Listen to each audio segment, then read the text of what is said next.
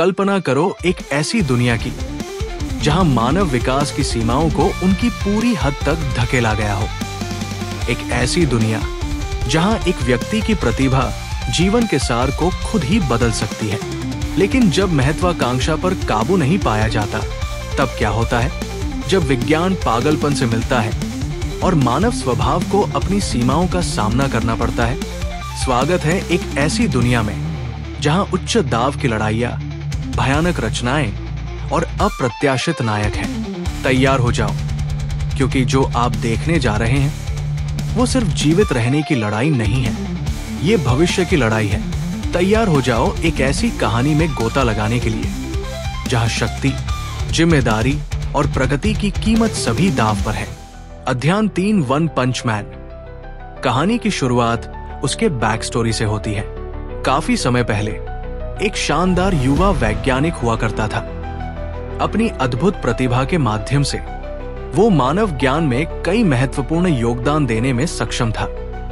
हालांकि अंततः उसकी उपलब्धियों ने उसे दुनिया से निराश कर दिया। हालांकि उसे लगातार उसकी मानसिकता की जटिलताओं और क्रांतिकारी रचनाओं के लिए सराहा गया। उसके किसी भी विचार या सिद्धांत को वैज्ञानिक समुदाय से एक भी समर्थन नहीं मिला। मानव सभ्यता को आगे बढ़ाने के बजाय उसका लक्ष्य था मानवों के रूप में कृत्रिम विकास करना। ये वही सपना था जो उसने कभी देखा था, लेकिन उसे अपनी दृष्टि को प्राप्त करने के लिए एक भी व्यक्ति ने मदद के लिए सामने नहीं आया। डॉक्टर जिनस, इन साधारण बंदरों को शापित करो। खतरनाक विचार। मुझे अजीब समझ रहे हैं? क्या ये निम्न श्रेणी के बंदर सच में सोचते हैं कि मनुष्य इस हद तक इस तरह जोखिमों से बचकर आए हैं? जो मूर्ख ये सोचते हैं कि अब मनुष्यों को विकसित होने की जरूरत नहीं है, वे खुद को वैज्ञानिक कहलाने के हकदार नहीं हैं। यहाँ तक कि अपनी जाति के जीन को आगे बढ़ाने का भी कोई हक नहीं है। ये योजना और इसका परिणाम हमेशा मेरे ही लिए थे। मैं इसे पूरा करूंगा, चाहे मुझे इसे अकेले ही क्यों न करना पड़े। कहानीकार, उसने अपने शोध में खुद को समर्पित कर दिया। लेकिन ये तब था जब वो 70 के दशक में पहुंचा कि उसके प्रयासों ने आखिरकार वो परिणाम दिए जो वो खोज रहा था। डॉक्टर जिनस को ये एहसास होता है कि उसने आखिरकार हल निकाला। पहले वैज्ञानिक ने अपनी युवावस्था की प्रमुख उम्र को फिर से प्राप्त किया। इसके बाद उसने अपने आप को बड़े पैमाने पर क्लोन करना शुरू किया। उसने अपनी प्रयोगशाला का नाम एवोल्यूशन हाउस रखा और अपने क्लोन के साथ उसने जानवरों के साथ अनगिनत प्रयोग किए, नई जीवन शैलियां और नई जातियां बनाई। उसके प्रयोग फिर मानव विषयों पर शिफ्ट हो गए। साइटामा, ये बहुत समय ले रहा है। आर्मर्ड गोरिल्ला हूं। साइटामा, इसका मुझसे क्या लेना देना है? तुम फिर से अपनी बातों से खुद को अच्छा दिखाने की कोशिश कर रहे हो। Armoured gorilla sign. साइटामा, बस ज्यादा बकवास मत करो, सीधे मुद्दे पे आओ, ठीक है? जेनोस, मेरे मालिक बहुत व्यस्त आदमी है, सारी बातें 20 शब्दों में संक्षेप में कह दो। आर्मर्ड गोरिल्लाओ, ठीक है, माफ करना। आर्मर्ड गोरिल्ला, तो दूसरे शब्दों में, ओह, बॉस मैन को तुम्हारी और तुम्हारे शरीर के बारे में गहरी जिज्ञासा हो गई है। साइटामा, अफसोस, मुझे लड़कों में कोई दिलचस्पी नहीं है। जेनोस, मालिक, इसका वो मतलब नहीं था। तुम्हारा शरीर सामान्य मानव सीमाओं से परे है, इसलिए वह इसे अपने विकास पर शोध के लिए उपयोग करना चाहता है। अगर उसे रोका नहीं गया तो मुझे यकीन है कि वो ये फिर से करने की कोशिश करेगा। हमें उसे खुला हाथ नहीं देने देना चाहिए। हमारा कदम उसे हमला करना होना चाहिए। साइटामा, ठीक है, चलो चलते हैं। जेनोस, ठीक है। पैरों की आवाजें। हूँ, अब। साइटामा, हाँ, कल एक सेल है, तब नहीं कर सकता। जेनोस, लेकिन मालिक। आर्मर्ड गोरिल्ला, ये अच्छा नहीं लग रहा, डॉक्टर को बताना होगा। उसने अपना सिर खोला और अपने बॉस को संदेश भेजने वाला था। जेनोस, अरे तुम। आर्मर्ड गोरिल्ला जोर से चिल्लाता है। हाँ जेनोस, मेरे पास एक आखिरी सवाल है। एवोल्यूशन हाउस के साइबोर्ग विकास की शुरुआत 4 साल पहले हुई थी। कितने बनाए गए थे? क्या इनमें से किसी ने पहले शहरों को तबाह किया है? आर्मर्ड गोरिल्लाओं। मुझे ज्यादा जानकारी नहीं है, लेकिन एवोल्यूशन हाउस में मैं ही एकमात्र लड़ाई में सक्षम साइबॉर्ग हूं। जेनोस। और फिर दृश्य जंगल में और वैज्ञानिक की प्रयोगशाला में बदल जाता है। डॉक्टर जिनस, ये असंभव है। हमारी विशेष बल जो इन प्राचीन मनुष्यों को नष्ट करने के लिए बनाई गई थी का सफाया हो गया। क्लोन 30 आर्मर्ड गोरिल्ला की रिपोर्ट के अनुसार स्क्रीन पर साइटामा और जेनोस को दिखाया गया है। वे दोनों जो ये करने के लिए जिम्मेदार थे अब यहां आ रहे हैं। डॉक्टर जिनस हांफता है।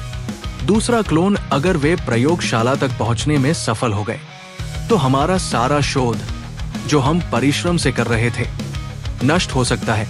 क्लोन 87, हमें गंभीर समस्या का सामना करना पड़ सकता है।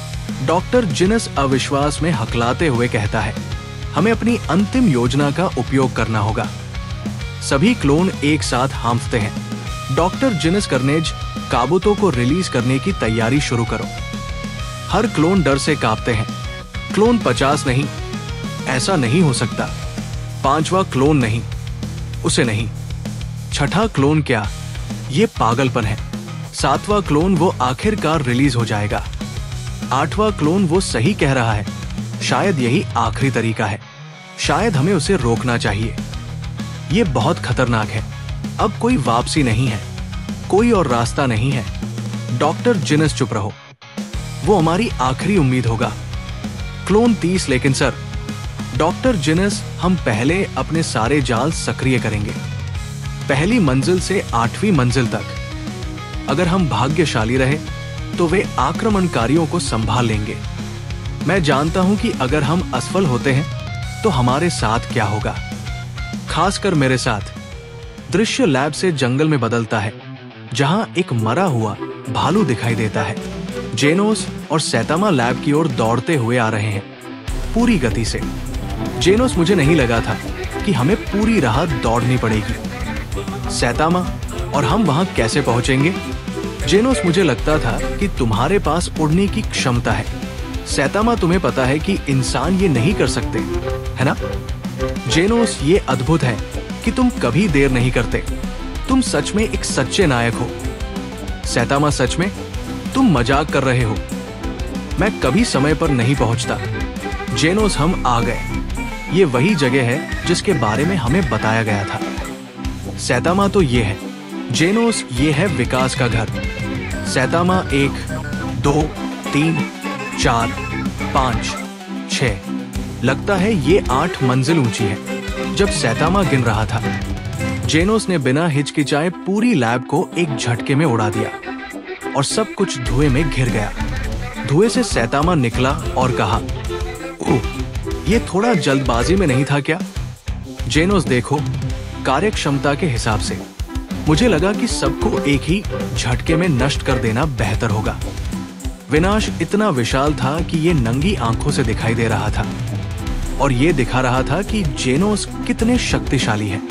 फिर सैतामा ने कहा, ये तो प्रभावी था, लेकिन हम कम से कम ये देख सकते थे कि हमारे दुश्मन हमारे लिए क्या लाए थे। तुमने ये ठीक से नहीं सोचा। जैसे ही वे आगे बढ़े, उन्हें एक तहखाना मिला। लगता है एक तहखाना है। दृश्य तहखाने में बदलता है। एक क्लोन जोर से चिल्लाता है। बुरी तरह से कर्नेज काबुतो पर गोली चला रहा है, जो कड़ी चेन से बंधा हुआ है और अपने बंधनों से संघर्ष कर रहा है। आंखों में डर के साथ वो चिल्लाता है और कहता है, रुको, बस दूर रहो। कर्नेज काबुतो ने क्लोन को हाथ से पकड़ा, उसकी पकड़ को कसते हुए मुक्का बना लिया। एक पल में हवा में हड्डियों के टूटने की घिनौनी आवाज गूंजी और खून हर दिशा में बिखर गया। इस दौरान असली वैज्ञानिक स्थिर कदमों से उस राक्षस की ओर बढ़ रहा था, हर कदम सोच समझकर और अड़ेग। डॉक्टर जेनस है, कर्नेज काबुतो, मुझे बताओ, क्या तुम ठीक महसूस कर रहे हो? ऐसा लगता है कि तुमने फिर से मेरे कई क्लोन मार दिए हैं। कर्नेज काबुतो ने सिर को वैज्ञानिक की ओर घुमाया और फिर वैज्ञानिक ने कहा, क्या तुम संतुष्ट हो? कर्नेज काबुतो है, तुम मूर्ख हो। मैं क्यों संतुष्ट हूं? मुझे गहरे पृथ्वी के नीचे बंद रखा गया है। मैं पूरे विकास के घर का सबसे ताकतवर योद्धा हूं। डॉक्टर जेनस, तुम्हें कैद किया गया था क्योंकि तुम मानसिक रूप से अस्थिर थे। हम तुम्हें नियंत्रित नहीं कर सकते थे, ये एक मजबूरी थी। कर्नेज काबुटो, तुम मुझे नियंत्रित नहीं कर सकते। वो हंसते हुए सिर हिलाता है और कहता है, मूर्ख, मैं नए इंसान का अंतिम रूप हूं जो तुम लोग इतने लंबे समय से चाहते थे। मेरी बुद्धि और शारीरिक ताकत तुमसे बेजोड़ है। मेरे हिसाब से तुम और तुम्हारे सारे क्लोन को मुझे आज्ञा माननी चाहिए। काबुटो एक डरावनी आवाज निकालता है जब वो वैज्ञानिक की ओर बढ़ता है। डॉक्टर जेनस सोचते हैं और कहते हैं, नहीं, तुम एक असफल हो। सच है कि तुम अभूतपूर्व स्तरों पर प्रदर्शन करते हो, लेकिन तुम्हारे अंदर मानवता नहीं है। दबंग आवाज में, ठीक है, अगर तुम चाहो तो मुझे मार डालो। काफी क्लोन मेरी जगह ले सकते हैं। कर्नेज काबुटो ओ। डॉक्टर जेनस, लेकिन पहले मुझे एक एहसान करना है। स्क्रीन पर दिखाई देता है कि सैतामा और जेनोस कैमरे के जरिए चुपके से देख रहे हैं। सैतामा अपनी नाक साफ कर रहा है, जो एक अच्छा आदत है। हाँ, एक नमूना है जिसे मुझे बस चाहिए। वो बहुत ताकतवर साबित हुआ है। सिर्फ तुम उसे हराकर मेरी मदद कर सकते हो।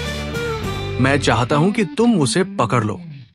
कर्नेज काबुटो हंसते हुए कहता है, डॉक्टर जेनस जिंदा या मरा? जेनोस और सैतामा सुरंग में चलते हुए उनके कदमों की आवाज उस खामोशी में गूंज रही थी जो पूरे इलाके को घेर लेती है। सैतामा, ये तहखाना बहुत बड़ा है। मैं थोड़ा उत्साहित हो रहा हूं। जेनोस, हाँ। सैतामा, हूं। जेनोस, मुझे अंदर कुछ जीवित प्राणी महसूस हो रहे हैं। मास्टर, 2 लोग हमसे आ रहे हैं। सैतामा, हूं। कांच टूटने की आवाज। कर्नेज काबुटो, हाँ, अब चलते हैं। कौन सा है? डॉक्टर जेनस, दाहिने तरफ वाला। कर्नेज काबुटो, इस मामले में तुम बाएं वाले को नहीं चाहते हो। काबुटो ने तेजी से आगे बढ़कर जेनोस को एक शक्तिशाली घूंसा मारा, जिससे वो दीवार में जा गिरा। सैतामा, जेनोस। ओह! काबुटो ने उसे पार किया, लेकिन सैतामा ने कोई प्रतिक्रिया नहीं दी। वो मुड़ा और देखा कि जेनोस का सिर दीवार में फंसा हुआ था। वाह! कर्नेज काबुटो, मेरा नाम कर्नेज काबुटो है। हमारे पास एक युद्ध प्रयोग कक्ष है। वहां चलते हैं, वहां लड़ाई करें। हंसते हुए, सैतामा, तुमने जेनोस को बुरा मॉडर्न आर्ट बना दिया। आओ, करते हैं। कर्नेज काबुटो हंसते हुए, एक चिढ़ाने वाली मुस्कान के साथ। दृश्य सुरंग से एक विशाल कमरे में बदलता है, जहां काबुटो कहता है, काफी बड़ा है ना? ये इस सुविधा का सबसे बड़ा कमरा है। यहाँ हम अपनी लड़ाई की क्षमताओं को परखते हैं, जिसका मतलब है कि यहाँ तुम्हारी धुलाई के लिए काफी जगह है। तो फिर शुरू करते हैं हत्या। स्क्रीन पर आग का एक विस्फोट होता है, जिससे पता चलता है कि जेनोस अभी भी लड़ाई की मुद्रा में है। अब भी जिंदा हो क्या? जेनोस हांफता है। गहरी सांस लेने के बाद जेनोस काबुटो की तरफ दौड़ता है और आग के साथ हमला शुरू करता है। वो बिना रुके बार बार वार करता है, लेकिन काबुटो पर कोई असर नहीं होता। फिर जेनोस हवा में छलांग लगाता है और ऊपर से एक जोरदार हमला करने की कोशिश करता है। काबुटो ऊपर देखकर मुस्कुराता है और कहता है, मूर्ख। जेनोस कहता है, मशीन गन वार। जैसे ही जेनोस मुक्का मारने की कोशिश करता है, काबुटो तुरंत प्रतिक्रिया देता है और उसे हवा में ही पकड़ लेता है। भयानक ताकत से वो जेनोस को जोर से जमीन पर पटकता है, जिससे धरती तक हिल जाती है। बिना समय गवाए काबुटो जेनोस को पूरे मैदान में फेंक देता है। जेनोस हवा में लहराता हुआ, कई बार उलटता पलटता हुआ जमीन से टकराता है। अंत में वो घूमता हुआ सैतामा की तरफ जाता है और भारी आवाज के साथ उसकी बाहों में गिरता है। उसने मुझे अच्छा पटका। मुझे। कार्नेज काबुटो हंसता है। जेनोस कहता है, उसे खत्म करो। सैतामा कहता है, तुम्हारा चेहरा टूट चुका है और तुम बुरी तरह घायल हो। अपने आप को मत झोंको। जेनोस हांफता है और फिर एक शक्तिशाली बीम छोड़ता है, जो सीधे काबुटो की तरफ जाती है। लेकिन कबूटो सिर्फ एक सांस से उस बीम को रोक देता है। उसकी सांस ऊर्जा को ऐसे चीर देती है जैसे कुछ भी नहीं। जेनोस हैरान होकर बड़बड़ाता है। असंभव। कैमरा सैतामा की तरफ शिफ्ट होता है, जो शांति से दृश्य को देखता है और बस कहता है, जेनोस, अरे तुम ठीक हो? जेनोस कहता है, हाँ मास्टर। सैतामा कहता है, नहीं, तुम ठीक नहीं हो, अपने सिर को देखो। कार्नेज कबूटो हंसता है और चिढ़ाते हुए अपनी जीभ बाहर निकालता है। सैतामा कहता है, अच्छा मानना पड़ेगा, ये काफी प्रभावशाली था। तुमने मेरी उम्मीदें बढ़ा दी हैं। कैमरा वाइड एंगल पर शिफ्ट होता है, जो मजाकिया अंदाज में ऐसे फैलता है जैसे वो टूटने से डर रहा हो।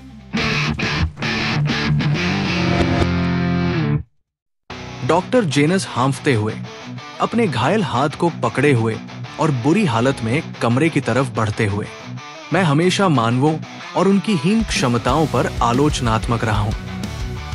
अपनी छोड़कर सारी मानव जाति को केवल मूर्ख जानवरों के रूप में देखा जा सकता है। ये एहसास मेरे लिए पीड़ा था। अगर मुझे याद है तो उस समय मैं 15 साल का था। तभी मैंने अपनी योजना पर काम करना शुरू किया, मानवता के इस जानवर को विकसित करने और एक ऐसी दुनिया बनाने की योजना जहां मैं शांति से जी सकता। अपनी ही बनाई एक यूटोपिया, जो मेरी प्रतिभा द्वारा बनाई गई थी। एक नई मानव जाति के साथ एक क्षेत्र जो मानवता को पार कर चुका हो और एक नई विश्व व्यवस्था की शुरुआत कर रहा हो। वो रुकता है, फिर घुटनों पर गिरता है, खून जमीन पर फैलता है। कैमरा फ्रेम सैतामा को दिखाता है, जो कबूटो के सामने खड़ा है। वैज्ञानिक कहता है, मुझे इसे पूरा करना ही होगा। उस समय जिस भयानक वेदना से मैंने जूझा था, वो शारीरिक दर्द जो अब मुझे महसूस हो रहा है, कुछ भी नहीं है। कैमरा युद्ध कक्ष में शिफ्ट होता है, जहां कबूटो गुस्से में कहता है, क्या हो रहा है? इसे शुरू करो। जो कुछ भी तुम्हारे पास है, लाओ। डॉक्टर जेनस कहता है, कार्नेज कबूटो, विकास के घर का सबसे मजबूत और क्रूर निर्माण। आओ देखते हैं कि तुम्हारे पुराने मानव प्रक्रियाएं एक ऐसे राक्षस के खिलाफ क्या कर सकती हैं, जो कृत्रिम विकास का सर्वोच्च रूप है। या क्या तुम और ये चुनौती नई प्रयोगशाला की संभावनाओं को उजागर करेंगे? मैं इसका पता लगाना नहीं चाहता। जूते की आवाज गूंजती है और कैमरा नीचे से ऊपर की तरफ शिफ्ट होता है। सैतामा का केप हवा में झूलता है जब वो गंभीर मुद्रा में खड़ा होता है। कार्नेज कबूटो कहता है, ओ, मुझे समझ में आ गया, मुझे समझ में आ गया। तुम्हें मजबूत होना चाहिए। सैतामा उसकी तरफ बढ़ता है, उसके कदम स्थिर होते हुए कहता है, अब मुझे निराश मत करना। तुम्हें इस जगह का अंतिम हथियार होना चाहिए, है ना? स्पष्ट रूप से तुम सुबह वाले लोगों से अलग हो। तुम्हें देखो, बस आत्मविश्वास से भरे हुए हो। कार्नेज कबूटो हंसता है। अपार गति से वो सैतामा के चारों ओर घूमता है। जेनोस विस्मय से देखता है और कहता है, इतनी गति? जैसे ही कबूटो सैतामा के चारों ओर घूमता है, सैतामा बिना किसी प्रयास के उसकी दिशा में मुड़ता है, अपनी गति को ओवरशैडो करता है। ये देखकर कार्नेज कबूटो चौंक जाता है। वो तुरंत भागने की कोशिश करता है, हवा में कूदकर अपनी जान बचाने की कोशिश करता है। और फिर सैतामा कहता है, क्या कर रहे हो? अरे, डॉक्टर जेनस कहता है, ये क्या? कार्नेज कबूटो भाग रहा है। कार्नेज कबूटो कहता है, अगर मैंने अभी उसे हमला किया होता, वो मुझे मार डालता। ये आदमी कौन है? वो खुद को पूरी तरह से खोले हुए है, फिर भी मेरी सभी प्रवृत्तियां चीख रही है, सभी खतरे की चेतावनी भेज रही है। सैतामा कहता है, कार्नेज कबूटो कहता है, कमीने, तुम क्या हो? कोई अजीब प्राणी? तुमने इतना कैसे ताकतवर हो गया? कैमरा कुछ देर के लिए रुकता है और फिर कबूटो को दिखाता है, जो गहरी सांसें ले रहा है। जेनोस हांफते हुए, उसकी आंखें चौड़ी हो जाती हैं। कार्नेज कबूटो हांफते हुए सांस लेने में कठिनाई महसूस करता है। सैतामा कहता है, तो तुम भी जानना चाहते हो? ठीक है, ठीक है। जेनोस, तुम भी ध्यान से सुनो।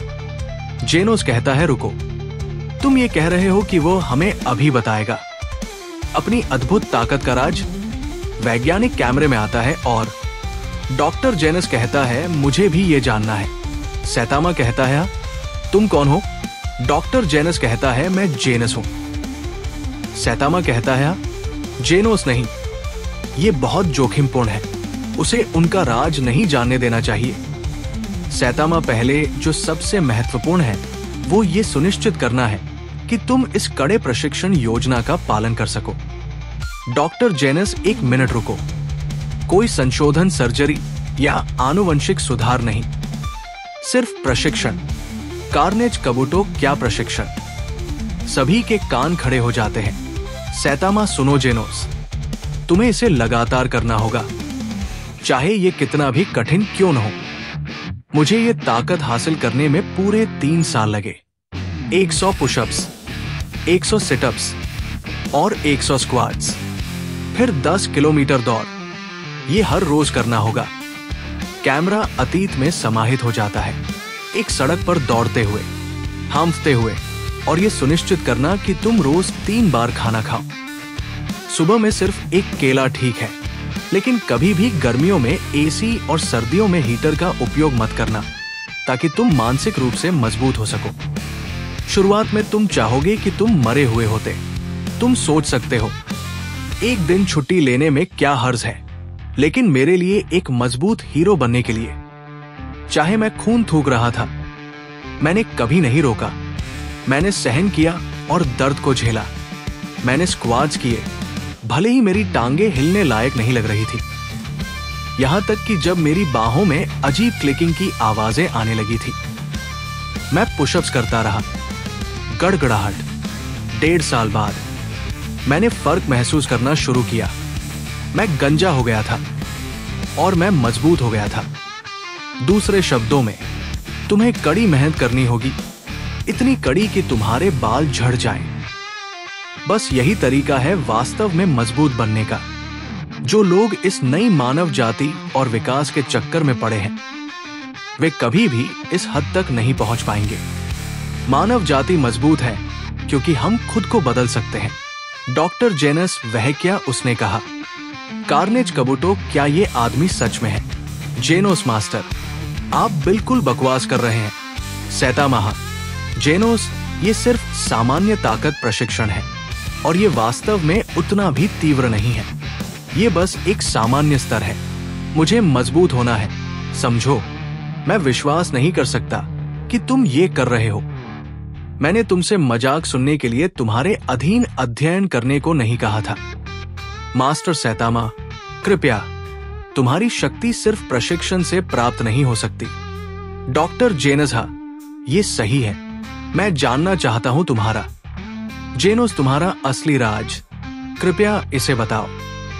सैतामा, सुनो जेनोस, तुम मुझ पर विश्वास नहीं करोगे, लेकिन मैंने सच में यही किया। जेनोस, हांफते हुए।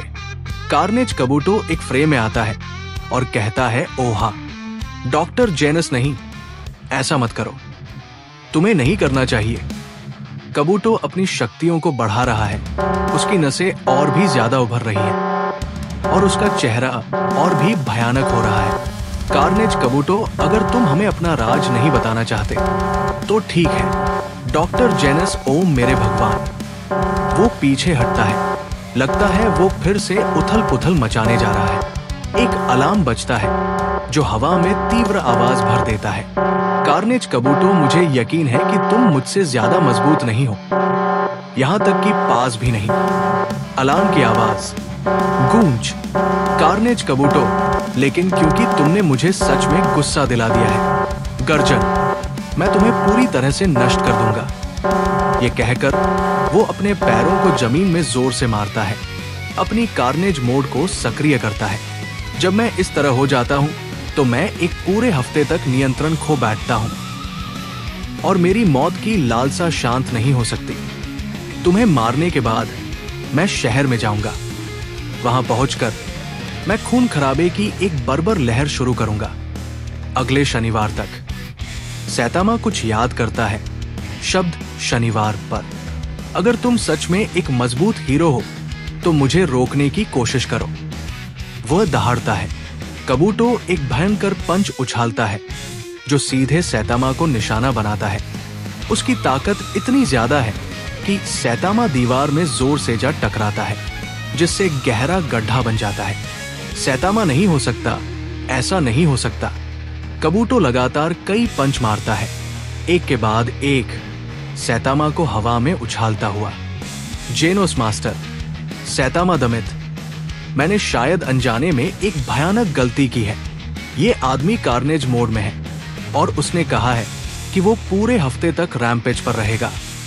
जैसे ही कबूटो अपने मानसिक आक्रोश में और गुस्से में था, सैतामा ने बिना कोई प्रयास किए उसका पंच पकड़ लिया, सहजता से, उसकी अपार ताकत से अनजान।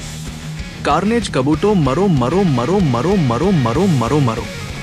वैज्ञानिक ये सब देख रहा था और कैमरा सैतामा पर शिफ्ट होता है। अब वो युद्ध और स्टोर के बारे में सोच रहा है। सैतामा तो वो अगले शनिवार तक इस तरह रहेगा। आज से एक पूरा हफ्ता, अगला शनिवार। दूसरे शब्दों में वो कह रहा है कि आज भी शनिवार है। इसका मतलब डॉक्टर जेनस, ये सब खत्म है। इस दुनिया में कोई भी नहीं है जो मेरी शानदार रचना को रोक सके। सैतामा, इसका मतलब आज सुपरमार्केट में बर्गेन डे है, सैतामा ने सहजता से कहा, और एक ही झटके में उसने कार्नेज कबूटों को ध्वस्त कर दिया। उसका रूप टूटकर हवा में उड़ने लगा। पीली मांसपेशियां चारों ओर फैल गई। स्क्रीन सामान्य हो जाने के बाद लाल खून की छींटें चारों ओर दिखाई देती है और वैज्ञानिक दंग रह जाता है, मुंह खोले हुए। कैमरा सैतामा पर फोकस करता है। उसका चेहरा निराशा और विश्वास न करने की मिश्रित भावना से भरा हुआ। वो जोर से चिल्लाता है, अपना सिर पकड़कर, जैसे वो चारों ओर के भ्रम को समझने की कोशिश कर रहा हो। डॉक्टर जेनस, ये आदमी कौन है? सैतामा, मैंने गड़बड़ कर दी। डॉक्टर जेनस, वो क्या कह रहा है? जेनोस एक तरफ से फ्रेम में आता है और वैज्ञानिक से कहता है, मुझे लगता है वो इसलिए परेशान है क्योंकि वह ये मिस कर रहा है। वैज्ञानिक पैम्पलेट को पकड़ता है और पढ़ता है, विशाल बिक्री, केवल शनिवार। मास्टर, स्टोर रात 10 बजे बंद हो जाता है। ये लगभग 4 घंटे बाद है। अगर हम जल्दी करें तो हम अभी भी पहुंच सकते हैं। सैतामा, रुको, तो तुम कह रहे हो कि अभी भी एक मौका है? जेनोस, हाँ। सैतामा, चलो जेनोस। जेनोस, हाँ मास्टर। वे दोनों जल्दी से स्थान छोड़ देते हैं और पीछे से वैज्ञानिक उन्हें अविश्वास से देखता है। डॉक्टर जेनस, मुझे लगता है अब मुझे विकास से दूर रहना चाहिए। एक जोरदार धमाका गूंजता है और कैमरा शिफ्ट हो जाता है। एक बड़ा छेद दिखाई देता है जहां कई सुरक्षा परतें नष्ट हो गई हैं। ऐसा लगता है अब मुझे बदलने की जरूरत है। वो सूंघता है। यहाँ तीसरे एपिसोड का अंत होता है। कई आदमी उस स्थान की जांच कर रहे हैं जहां युद्ध हुआ था, अपने उपकरणों के साथ। आदमी, हाँ, साइट पर जांच जारी है। हाँ, ये सही है।